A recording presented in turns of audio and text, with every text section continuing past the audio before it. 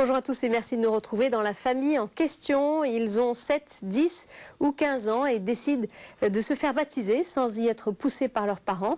Alors comment réagit la famille et quel est le parcours suivi par ce grand enfant qui va recevoir le sacrement du baptême? C'est ce que l'on va voir dans cette émission aujourd'hui. Pour cela, j'accueille tout d'abord Pierre-Benoît Danicourt. Bonjour. Bonjour. Vous êtes père de 2 filles qui ont 8 et 10 ans. Elles se sont faites baptiser l'année dernière. Vous nous en parlerez. Oui. Merci de nous avoir rejoints. À vos côtés, on accueille Béatrice Michaud. Bonjour. Bonjour. Vous êtes responsable du catéchuménat pour enfants à Paris. Enfin, on retrouve notre chroniqueur Jean-Louis Bavoux. Jean-Louis, bonjour. Bonjour. Vous êtes diacre, médecin. Et vous accompagnez évidemment des enfants qui vont sur le chemin du baptême, qui cheminent. Alors avant d'aller plus loin, on va rencontrer Athéna, 8 ans, qui a souhaité être baptisée. Une démarche bien acceptée par ses parents. C'est un reportage de Sophie Lenné. On baptise au nom du Père, du Fils et du Saint-Esprit. Et chacune, vous allez être baptisés. Depuis le début de l'année, Athéna retrouve tous les dimanches matins à la crypte de Notre-Dame de Clignancourt ses camarades de catéchuménat. Ensemble, ils suivent cette initiation chrétienne qui prépare au premier sacrement, le baptême. Athéna, 8 ans, est la plus jeune du groupe. Après avoir suivi 1 an de catéchisme, elle a décidé de son propre chef de se faire baptiser. Je voulais être baptisée pour avoir Jésus dans mon cœur. Je ne me suis pas fait baptiser avant parce que j'étais pas encore prête. Au cours de cette formation, les accompagnatrices apprennent aux enfants le noyau dur de la foi, en leur expliquant les signes et le sens de ce sacrement. Un enseignement qui semble apporter beaucoup de réconfort à Athéna. Tu sais que Jésus est avec toi, que tout le monde t'aime bien. Le baptême, c'est pas un examen, c'est pas un examen de passage, c'est pas des connaissances acquises, tamponnées, voilà. C'est une familiarisation avec le Christ, avec la prière, avec l'intériorité. L'enseignement d'éveil à la foi fini, Athéna et les enfants sont invités à se rendre à la messe, l'occasion pour eux de mieux comprendre le Christ. Pendant l'homélie, Athéna rejoint un autre groupe d'enfants dans la crypte. Pendant une vingtaine de minutes, un séminariste décrypte avec eux la parole de Dieu. Et c'est aussi pour qu'elle reste dans le cœur. Dieu accompagné de Jacques et de Jean, alla chez Simon et André. 12h30, la formation religieuse s'achève. Athéna rejoint sa mère qui l'attend à la sortie de l'église. Nous voici maintenant chez le Dumeur. Les parents d'Athéna ne sont pas particulièrement croyants. Ils n'ont donc pas inculqué une éducation religieuse à leurs enfants.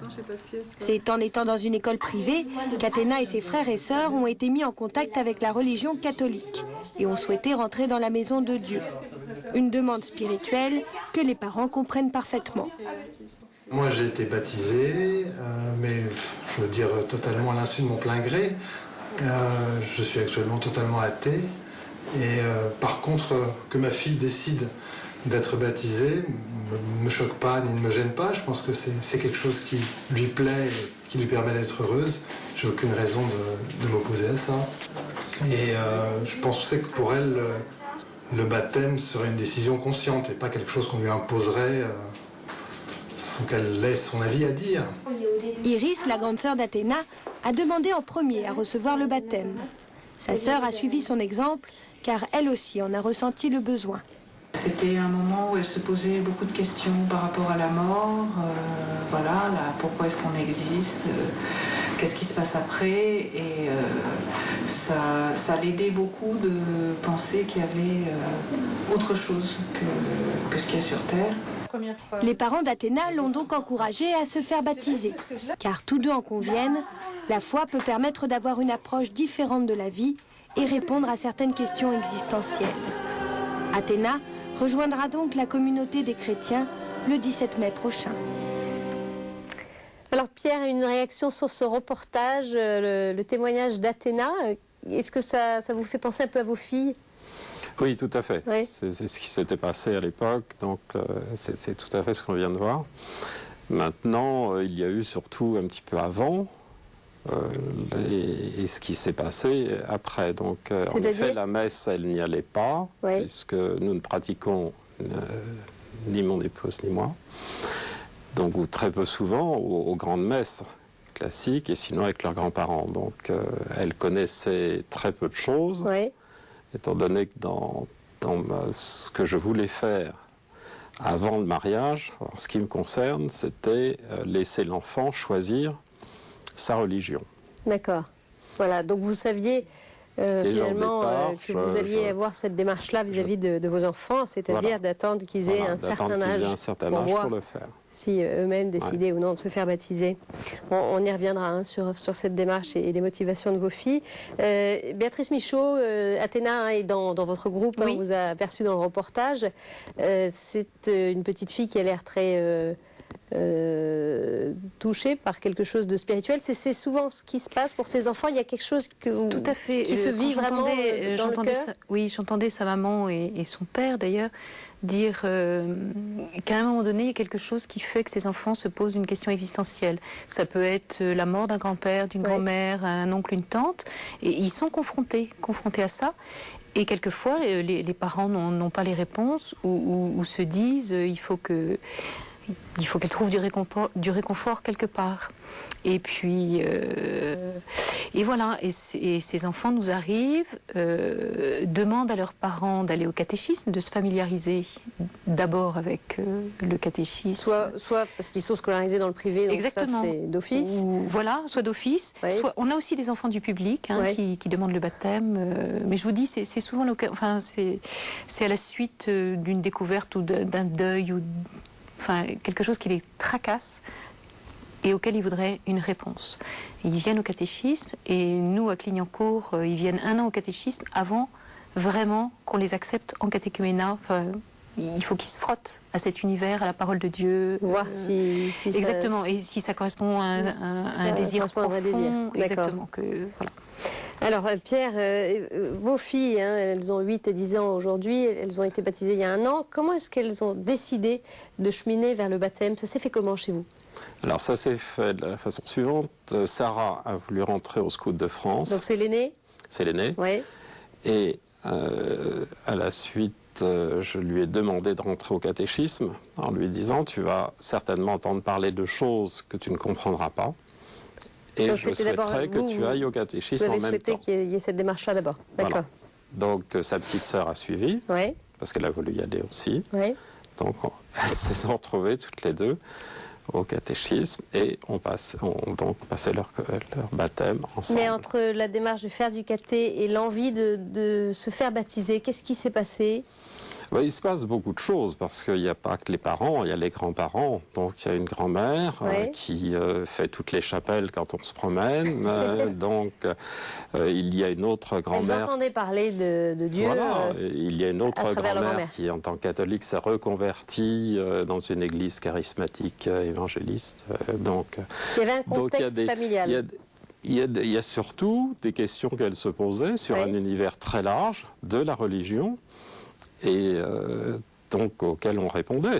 C'était très clair. Moi-même, je pouvais l'emmener à la messe ou m'arrêter dans une église pour expliquer certaines choses. D'accord.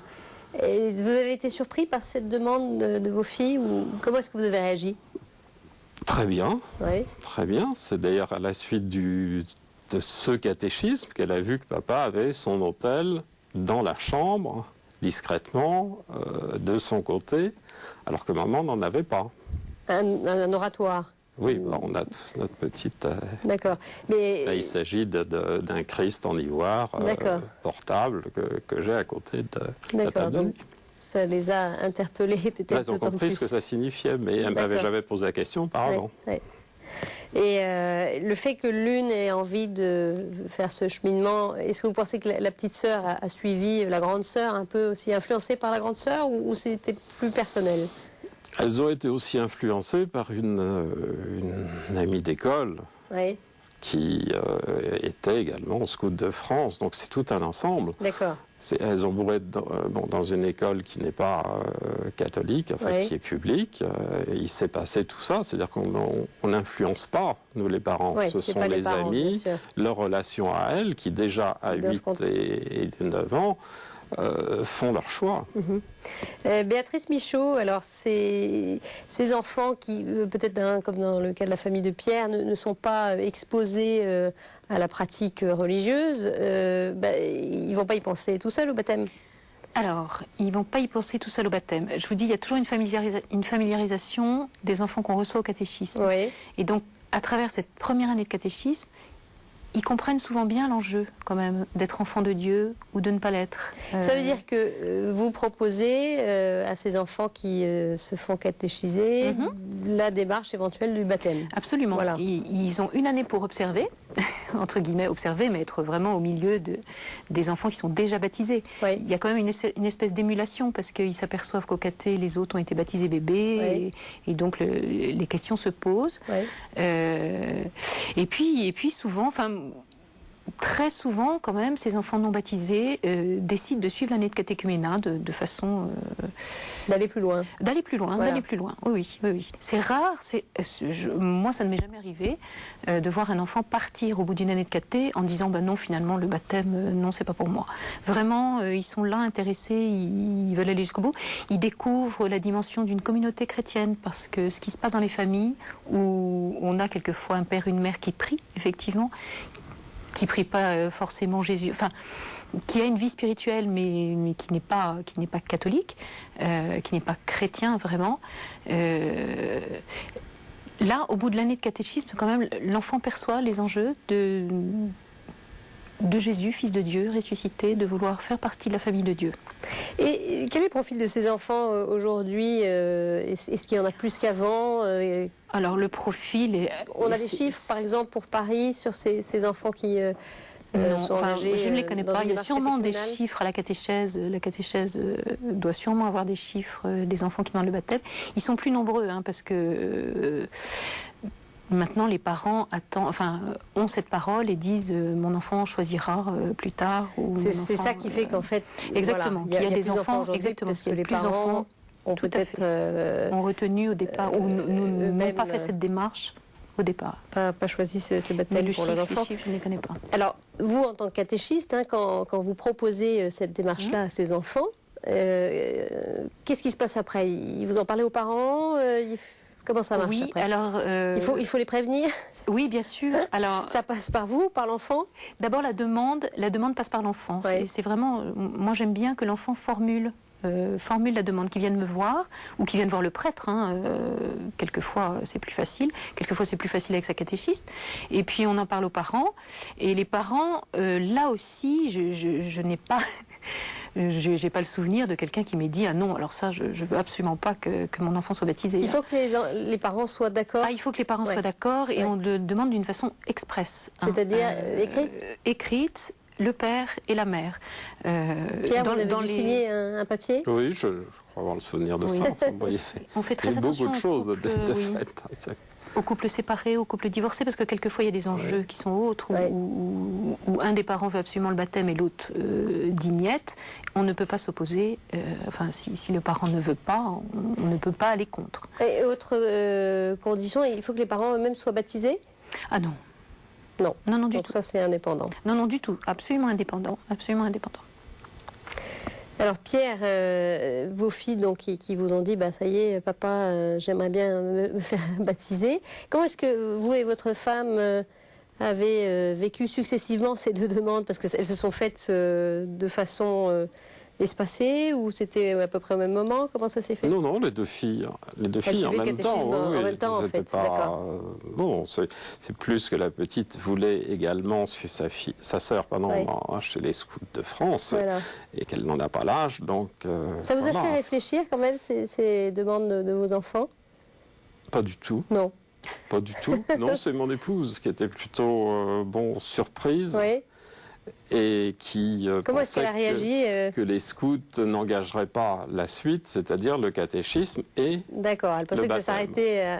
Mais vu la joie de sa mère, donc de ma belle-mère, tout le monde s'est emporté dans ce projet. D'accord.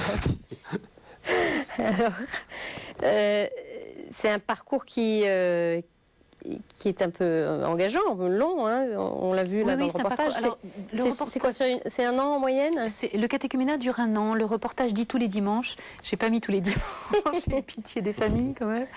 Et nous accueillons les enfants un dimanche sur 2 en période scolaire, ce qui fait que l'année, j'ai compté, il y a 9 dimanches.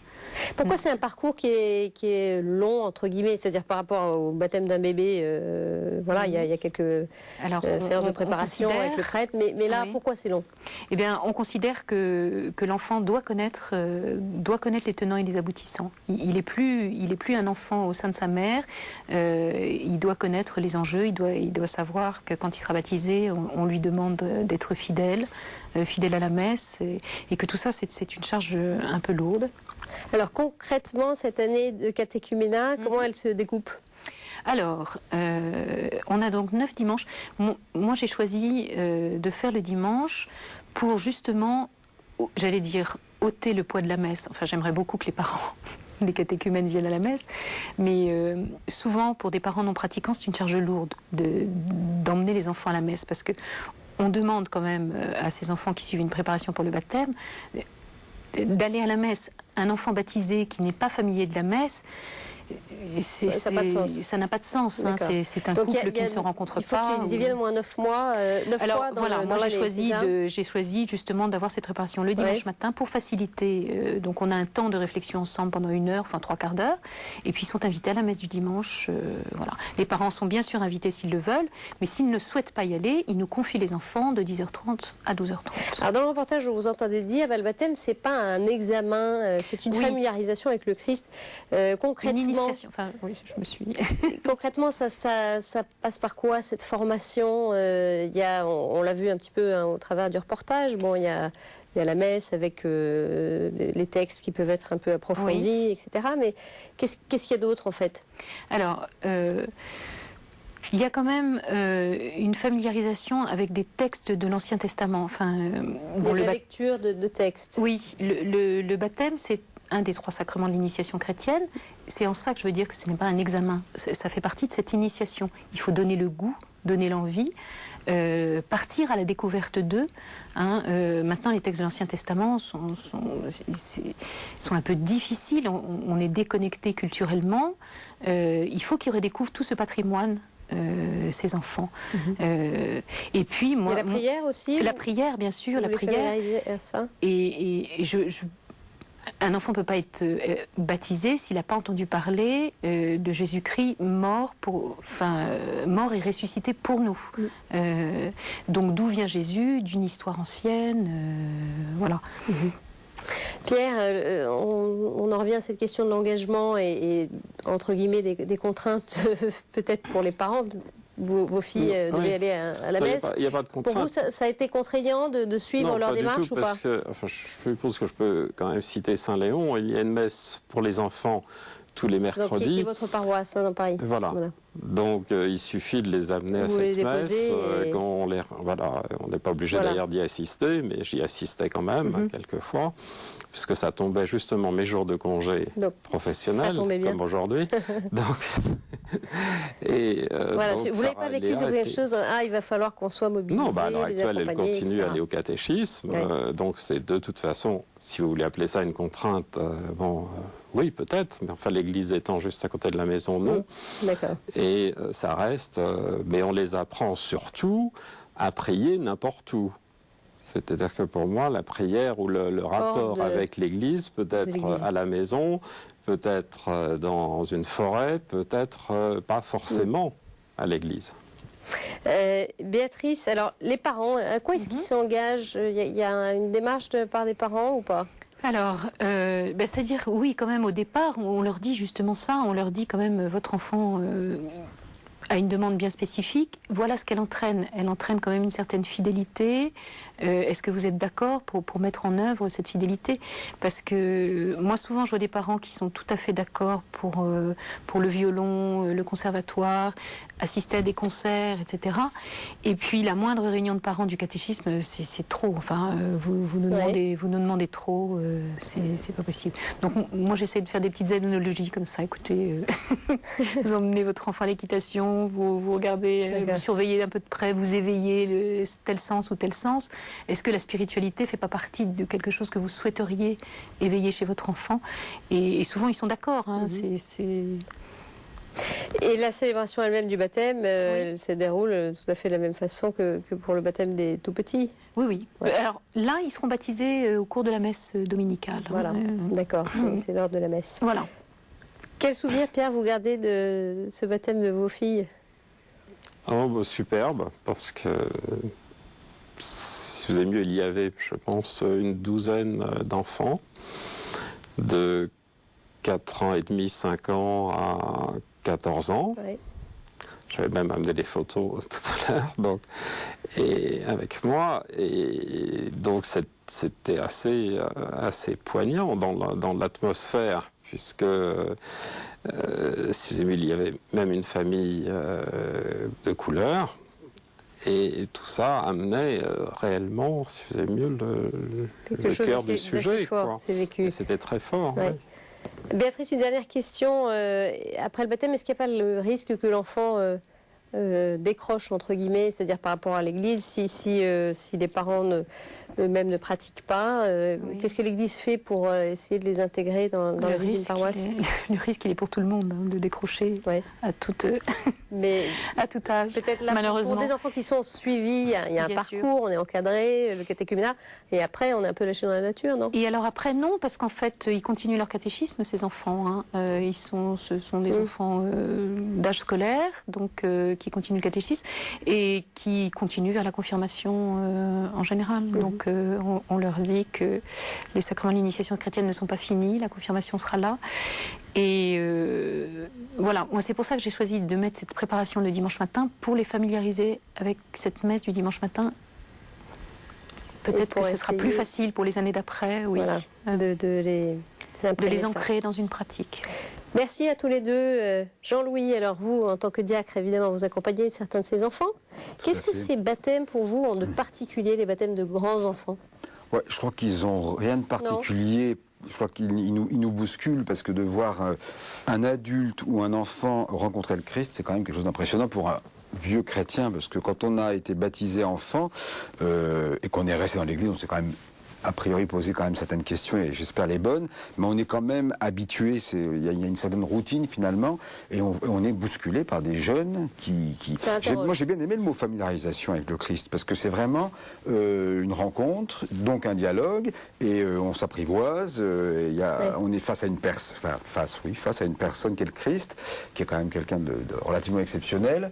Et donc il y a cette familiarisation avec le Christ qui est très très impressionnante, parce qu'on voit des jeunes grandir dans leur relation au Christ. Hein. Donc il y a ce côté donc de familiarisation et de rigueur et de liberté. C'est important. Alors un adulte, on pense que la liberté est relativement respectée. Un enfant, c'est vrai qu'on a toujours un peu la question de se dire, est-ce qu'on respecte vraiment ce qu'il est?